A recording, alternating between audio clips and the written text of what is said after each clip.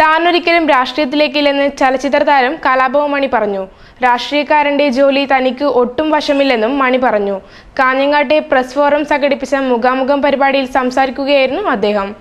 സ്വന്തം ജീവിതകഥ എന്ന് പറയാൻ പറ്റില്ല. നമ്മുടെ നാട്ടിലെ ഒരുപാട് എന്താ പറയാ തല്ലും ബഹളവും വെട്ടും കുത്തും ഒക്കെ നടക്കുന്നുണ്ട്. പക്ഷെ എന്നാലും എൻ്റെ കഥാപാത്രം എന്ന് പറയുന്നത് MLA മണി എന്ന് പറയാൻ കാരണം, നമ്മളൊക്കെ സ്കൂളിൽ പഠിക്കുമ്പോൾ എല്ലാ അധ്യാപകരും ചോദിക്കും, നിനക്ക് ആരാവാനാ ആഗ്രഹം എന്ന് ചോദിക്കും.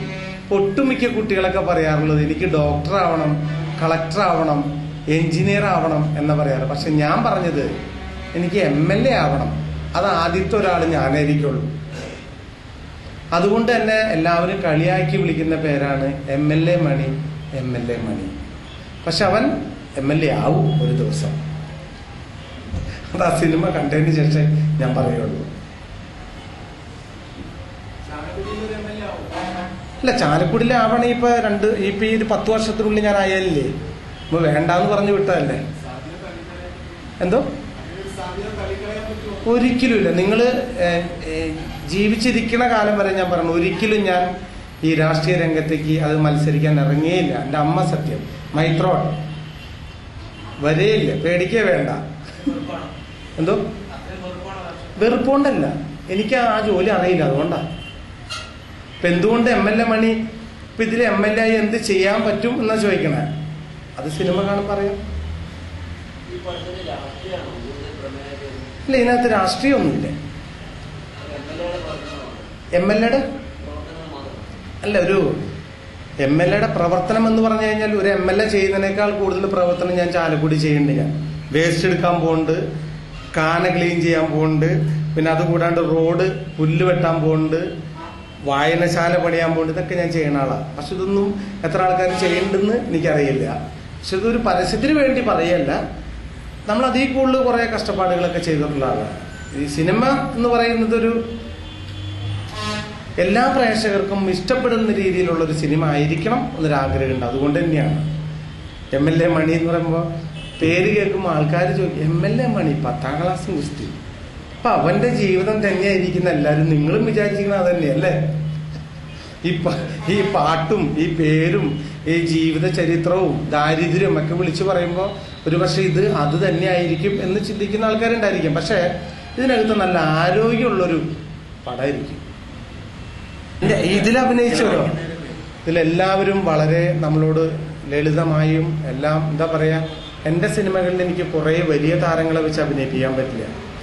ചെറിയ മുതൽ മുടക്ക്. അത് ഇദ്ദേഹം എന്ന് പറയുന്ന ആള് നിങ്ങളുടെ പത്രകട ഓപ്പണായിട്ട് പറയാണ്, ഞാൻ ഒരു ഡിസ്ട്രിബ്യൂഷന് പോലും ആവാതെ കണ്ട് സ്വന്തം കയ്യിൽ നിന്ന് പൈസ ഫുള്ളായിട്ട് മുടക്കിയെടുത്ത ഒരു ചിത്രമാണ് ഈ ചിത്രം. സാധാരണ പടങ്ങൾ എന്ന് പറഞ്ഞു കഴിഞ്ഞാൽ സിനിമ ഷൂട്ടിംഗ് തുടങ്ങുന്നതിന് മുമ്പ് ഏറ്റവും ആദ്യം പോകുന്നത് ആരാണ് ഡിസ്ട്രിബ്യൂട്ടർ എന്ന് നോക്കിയിട്ട് പോകുന്നത്. പക്ഷെ അത് ജോയി സാറിനോട് എങ്ങനെ നന്ദി പറയണം എന്നറിയില്ല. അങ്ങനെ ഒരു നന്ദി കൊണ്ട് തീരുന്ന വാക്കുമല്ല. പക്ഷെ നമ്മുടെ കൂടെയുള്ള എല്ലാവരും, യൂണിറ്റ് ആയാലും ആർട്ടായാലും എല്ലാവരും ഒത്തൊരുമിച്ച് സഹകരിച്ചൊരു പടമാണ്.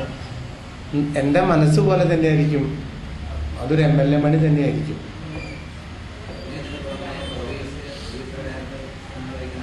ഞാനോ എനിക്ക് കിട്ടുന്ന പൈസ തന്നെ ഞാൻ പാവങ്ങൾക്ക് വേണ്ടി സഹായിച്ചൊരു ഇതായിട്ടുണ്ട്. ഞാൻ ഇനി പ്രൊഡ്യൂസും കൂടി ചെയ്തിട്ട് ഇന്നലെ വെറുതെ അതങ്ങനെ.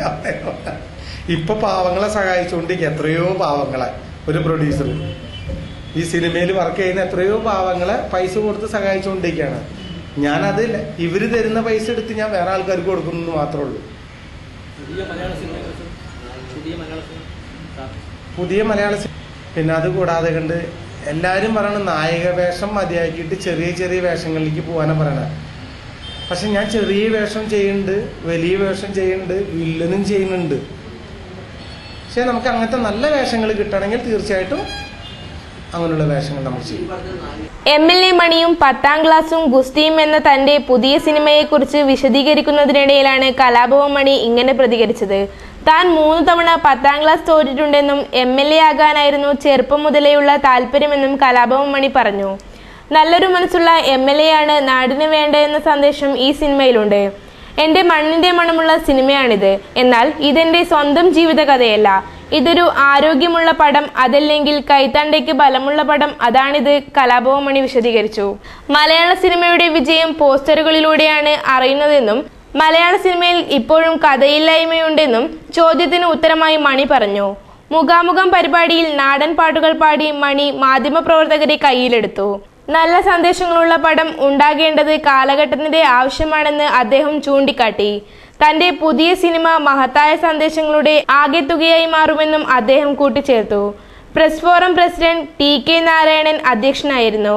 MLA മണിയും 10ാം ക്ലാസ് ഗുസ്തിയും എന്ന പടത്തിന്റെ സംവിധായകൻ ശ്രീജിത്ത് പലേരിയും നിർമ്മാതാവ് Joy Mulavinal, Deshabhimani news editor AV Anilkumar എന്നിവരും മുഖാമുഖം പരിപാടിയിൽ സംബന്ധിച്ചു.